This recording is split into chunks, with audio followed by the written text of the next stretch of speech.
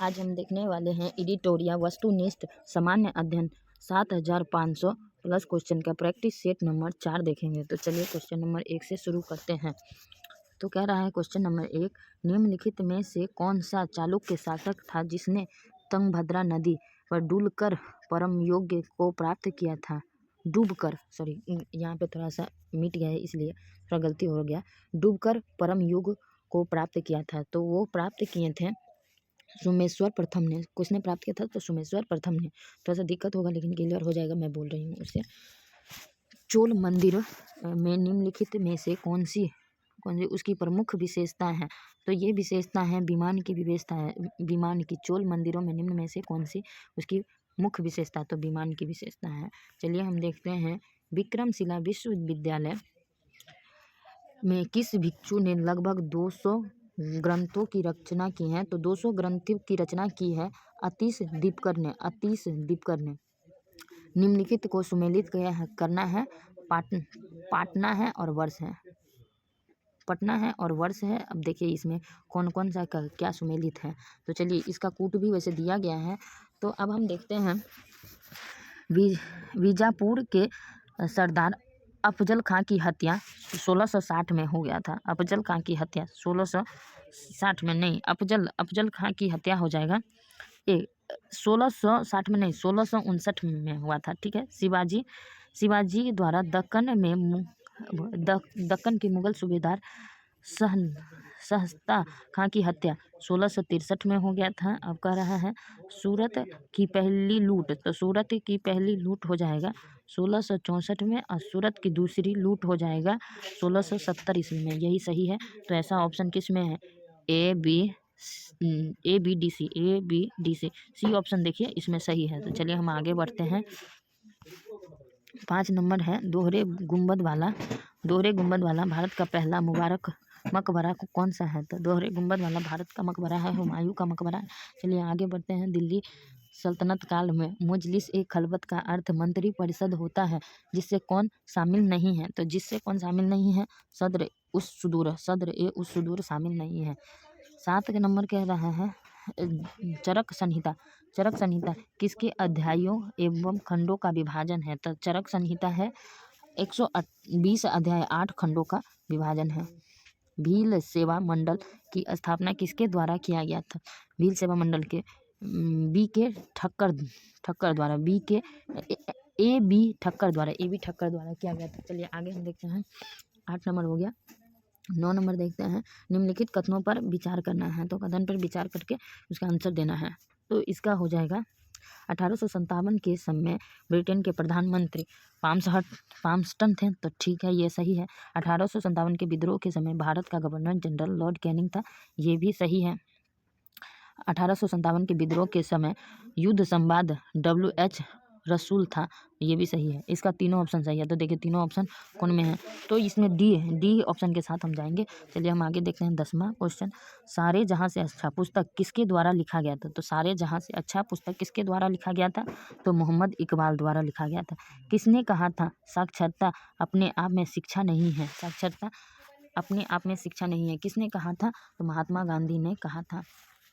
सीधी कार्यवाही दिवस की घोषणा किसने की थी? तो सीधी कार्यवाही दिवस की घोषणा किया गया था मोहम्मद अली जिन्ना के द्वारा सीधी कार्यवाही दिवस की घोषणा किया गया था। चलिए आगे देखते हैं। भारत छोड़ो आंदोलन के दौरान उत्पन्न दंगे किस क्षेत्र में सर्वाधिक व्यापक स्तर पर हुई थी? तो ये हुआ था संयुक्त प्रांत में।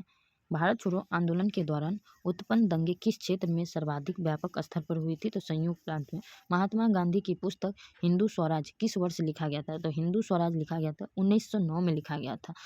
भारतीय दंड संहिता जो 1860 में अधिनियमित हुई का मसौदा तैयार करने वाले आयोग के अध्यक्ष किसने की अध्यक्षता किसने किया था? तो ये किया था लॉर्ड मैकाले ने। भारतीय दंड संहिता जो 1860 में अधिनियमित हुआ का मसौदा तैयार करने वाले आयोग की अध्यक्षता किसने की थी? तो लॉर्ड मैकाले ने की थी। भारतीय संविधान ने केंद्र सरकार के अधिशासी शक्तियों किसमें निहित है, किसमें निहित है? तो अधिशासी शक्ति किसमें निहित है? तो ये निहित है भारत के राष्ट्रपति में। चलिए 16 नंबर क्वेश्चन का ए नंबर ऑप्शन सही होगा। चलिए 17 देखते हैं। तो 17 देखते हैं। भारतीय संविधान में अंतर्राष्ट्रीय शक्ति शांति सुरक्षा के संवर्धन का उल्लेख कहाँ किया गया? अंतर्राष्ट्रीय शांति एवं सुरक्षा का संवर्धन कहाँ किया गया है? तो राज्य के नीति निदेशक सिद्धांत में किया गया है। अब क्या कर रहा है आगे 18 नंबर क्वेश्चन। सुंगलू समिति की नियुक्ति प्रधानमंत्री द्वारा क्यों की गई थी? तो सुंगलू समिति का तो ये कह रहा है राष्ट्रमंडल खेलों के संचालन में भ्रष्टाचार के आरोप छानबीन के लिए संगलम समिति की नियुक्ति प्रधानमंत्री के द्वारा क्यों किया गया था? क्यों स्थापना हुआ था? तो राष्ट्रमंडल में जो खेल में भ्रष्टाचार होता है ना, उसके जांच के लिए।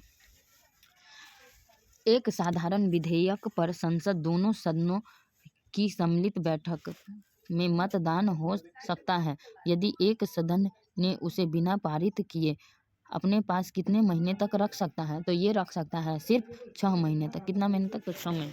जनहित याचिका किसके द्वारा अभियोजित की जाती है? तो जनहित याचिका ना कोई भी व्यक्ति द्वारा अभियोजित किया जा सकता है।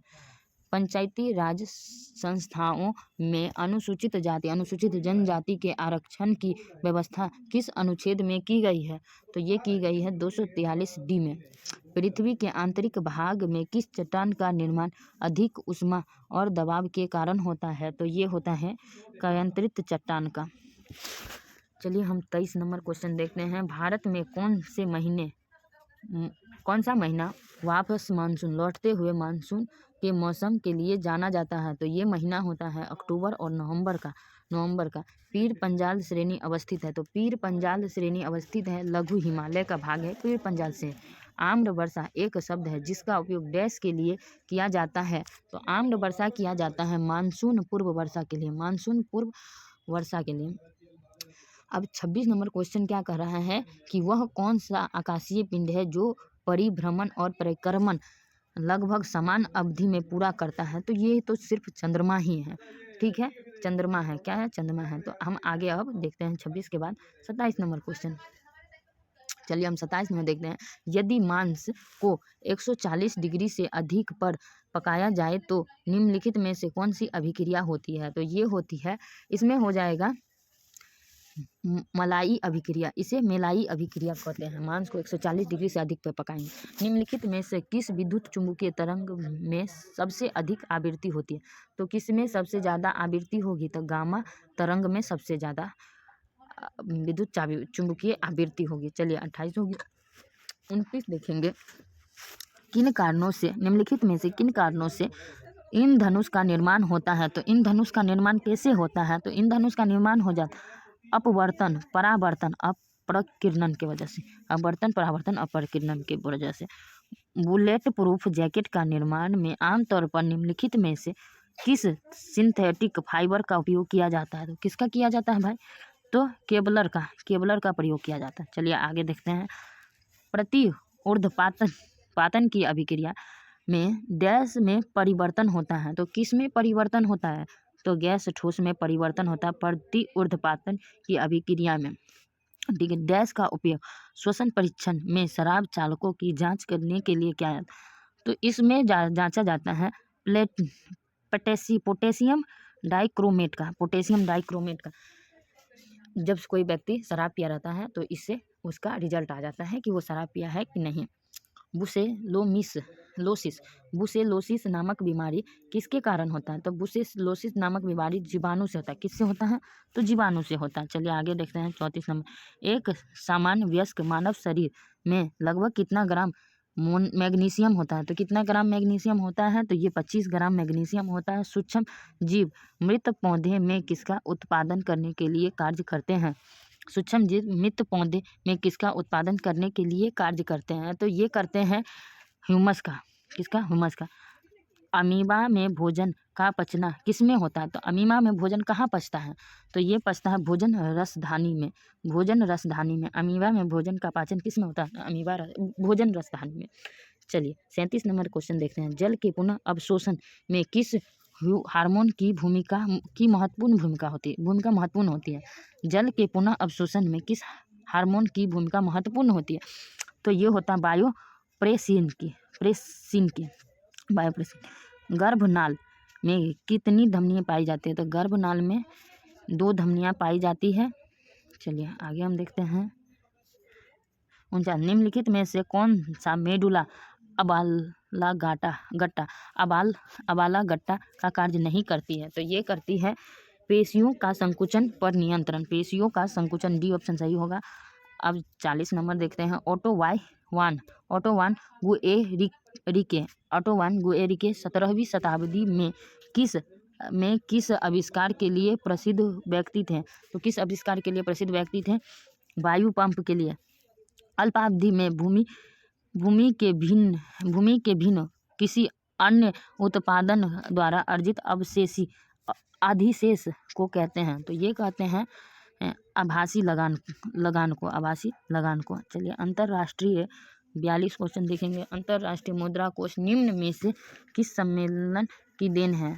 अंतर्राष्ट्रीय मुद्रा कोष किस सम्मेलन की देन है? तो ये है वेस्टर्न वुड सम्मेलन की देन है। निम्नलिखित में से किसे चिपको आंदोलन का व्यावहारिक पक्ष के रूप में जाना जाता है? तो ये चिपको आंदोलन का व्यावहारिक पक्ष के रूप में कामरेड गोविंद सिंह रावत को जाना जाता है। चलिए आगे देखते हैं। 44 लानोज एवं कंपोज घास किस बायोम के अंतर्गत आता है? तो ये आता है उष्णकटिबंधीय बायोम के अंतर्गत आता है।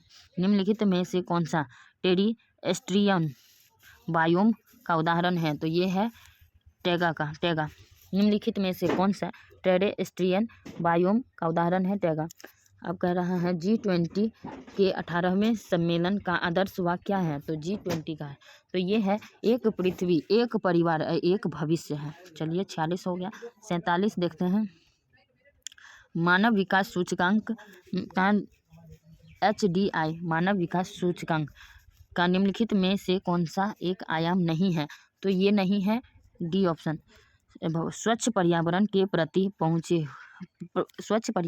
प्राप्ति या पहुंच हेतु योगदान होगा। 47 का डी सही। गहन जिला कृषि कार्यक्रम को किस वर्ष प्रारंभ किया गया था? गहन जिला कृषि कार्यक्रम को किस वर्ष प्रारंभ किया गया था? तो ये किया गया था 1960 में किया गया था। क्षेत्रीय ग्रामीण बैंक की कुल पंजीयन में राज्य सरकार का हिस्सा है। तो राज्य सरकार का कितना हिस्सा होता है? तो 15% का हिस्सा होता है क्षेत्रीय ग्रामीण बैंक में। कुल पूंजी का राज्य सरकार का कितना हिस्सा? 15% होता है। चलिए 50 नंबर क्वेश्चन देखते हैं। निम्नलिखित में से कौन सा संरक्षित क्षेत्र कावेरी बेसिन में स्थित है? कावेरी बेसिन में कौन सा क्षेत्र स्थित है?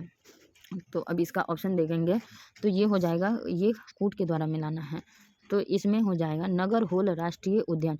ये तो भाई सही है। पापी कोंडा राष्ट्रीय उद्यान, ये भी सही है। नहीं, ये गलती है। पापी कोंडा राष्ट्रीय उद्यान ये कावेरी बेसिन में नहीं है। सत्यमंगलम बाघ आरक्षित क्षेत्र ये सही है। वायनाड वन्यजीव अभयारण्य ये सही है। यानी 1, 3, 4 ये जिस ऑप्शन में वही सही है, तो सी ऑप्शन इसका सही है। चलिए आज का सेट यहाँ समाप्त हुआ। एडिटोरिया का ये सेट नंबर 4 था। अब हम इसका देखेंगे तथ्य, जो याद करने वाला स्मरणीय तथ्य है।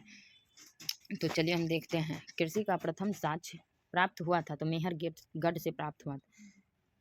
चावल का प्राचीनतम साक्ष्य प्राप्त हुआ था कोल्डेवा से। आग का आविष्कार पुरापाषाण युग में। पहिए का आविष्कार नवपाषाण काल में। मानव द्वारा सर्वप्रथम प्रयुक्त अनाज है जौ। चलिए आगे देखते हैं।